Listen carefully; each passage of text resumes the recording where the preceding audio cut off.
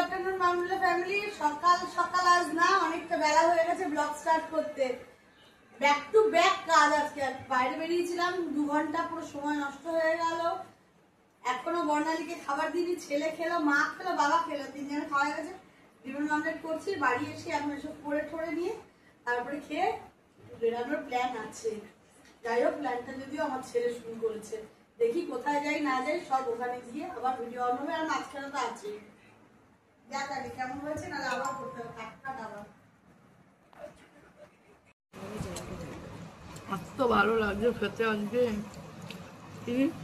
আলু সিদ্ধ, ডিমের অমলেট আর ভাত। বল বল, ভালো লাগছে না? একদম দারুণ খাবার, দারুণ খাবার। তাদের খেয়ে নি, ঠান্ডা হয়ে যাবে। ভীষণ সুন্দর খাবার এখানে। আলু সিদ্ধ, ডিমের অমলেট আর ভাত, এত ভালো লাগে খেতে। বাবা একটু বেরোই, দেখি ছেলের সাথে একটা কাজ আছে, দেখি কাজটা হয়ে আসে নাকি। যদি হয়ে যায় তাহলে তো ভালো। এদিকে টাকা পয়সা তো নিলাম না কিচ্ছু, ব্যাগও নিলাম না, জানি কী হবে। যাই, গাড়ি বার করছে, ফটাফট আজকে যাই। যাচ্ছি আবার আমরা এখন। আগের কাজটা আগে কমপ্লিট হয়ে গেল। এখন এই যে আমাদের আগে আমাদের সুন্দরী যাচ্ছে, আর আমি এখন পিছনে যাচ্ছি। এখন একটু ঘুরতে যা। আজকে আমি হেভি একটু অন্যরকম সেজেছি। আবার সেই লিপস্টিক দিতে আমি ভুলে গেছি। এখন বাড়ি যাই, গাড়িতে উঠে লিপস্টিকটা দেবো। আমি বিরিয়ানি খাবো না।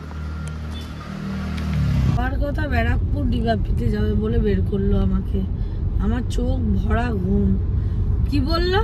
সোদপুর ঘুরে ডিবাপি যাবে। এখন আদেও আমি জানি না ও সোদপুর ডিবাপি যাবে না আসলে আমাদের যে বাপিদার দোকানে ওখানে যাবে। আবার বিরিয়ানিও খাবে নাকি? আমার চোখ জ্বলে গিয়ে না হয়ে যাচ্ছে কথাবার্তা গুলো। খুব হেভি লেগেছে। কোন ডিবাপিতে যাই জানি না, যাই আগে দেখি। এদিকে পেট ভরা, চোখে ঘুম, অথচ গিয়ে ওখানে গিলতে হবে। তোর ঘুরে আবার ভিতর রাস্তা দিয়ে অ্যাট লাস্ট আমরা যাচ্ছি। না না, অ্যাট লাস্ট আমরা যাচ্ছি এখন ডিবাপি। জানি না ডিবাপির অবস্থা কিরম, ভিড় ভাট্টা আছে। তবু তো আগে যাই, গিয়ে দেখি। কিন্তু ওপরে বসে খেতে হবে, নিচে না। ওপরটাই বেশি সুন্দর লাগে দেখতে।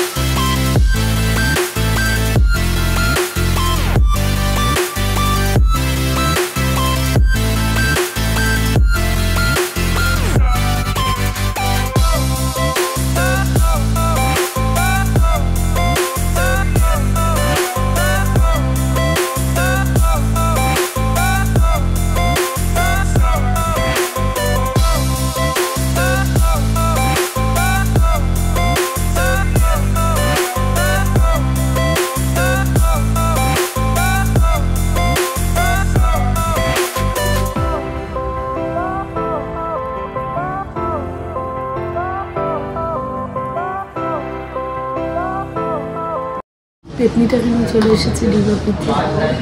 এদিকে 8টা ট্রেন ধরে ঘাপাঘাপ খেয়ে খেয়ে যাবে গিয়ে। রাত্রে খাবার কমপ্লিট হয়ে গেল।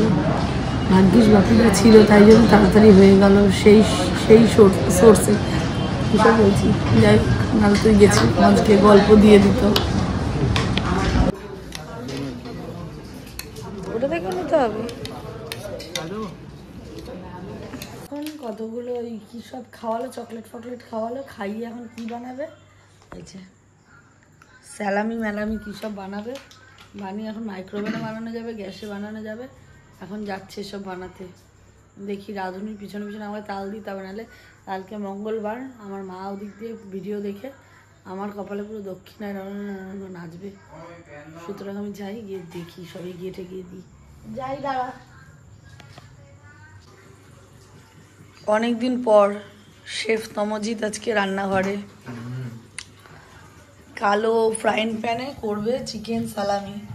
সালামিগুলো দেখতে হচ্ছে এইরকম, আমার মা বলে মশলা পাপড়। রেডিমেড, যাই হোক রেডিমেড হোক, যেভাবে হাত ঘোরাচ্ছিস মনে হচ্ছে যেন একেবারে বানিয়ে ফেললি।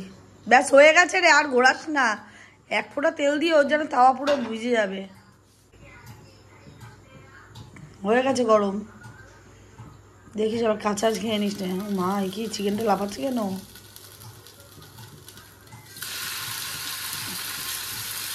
শুনছি না, হাত দো।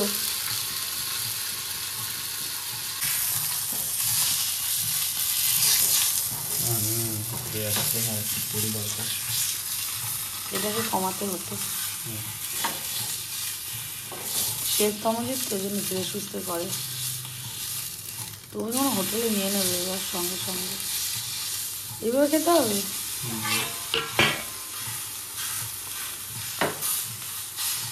শেফ তমজিৎ শেফের গিনিপিগ হচ্ছে আমার মা, গিয়ে তার হাতে দিই একবার তুলে দেখি উনি কি বলেন। শেফ এ নাও তো তোমার মশলা পাপড়, খাও, হোক গরম তাই খাও। না আরে গরমটাই মুখে দিয়ে খেয়ে দেখো।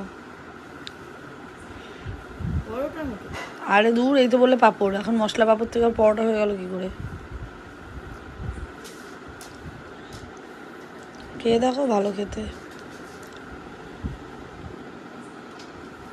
ভালো খেতে না? যাক এখন বানাচ্ছে আরো, খাও। রান্না থেকে রান্নাঘর বেশি নোংরা হয়ে যাচ্ছে রান্না করা থেকে। কালকে যেহেতু ভালো ভালো রান্না হয়েছে তাই জন্য আজকে শুধু ডিমের মামলেট, ডাল ভাত, আলু সিদ্ধ মাখা, দারুণ খাবার। পায়েল পুরো বাসন টাসন মেজে দিয়ে চলে গেছে, আর বাকিটা এখন আমি করবো, করে নিয়ে আগে দেখি। আমি আর বর্ণালী খাওয়া বাকি। এই যে আলু সেদ্ধ আর এই ডাল এই চলছে, খাওয়া কমপ্লিট হয়ে গেছে। 11:42 হাঁটতে বেরিয়েছি নাকি খেয়ে দে। দুদিন এত উল্টো পাল্টা খেয়েছি, অন্ধকার আমার মুখে দেখা যাবে না অবশ্য। সঙ্গে আমাদের সব বাহনগুলো যাচ্ছে। এই যে একজন হেঁটে উঠে আবার শুতে আসবে, ছেলেদেরকে বাড়ি ঢুকিয়ে দিয়ে।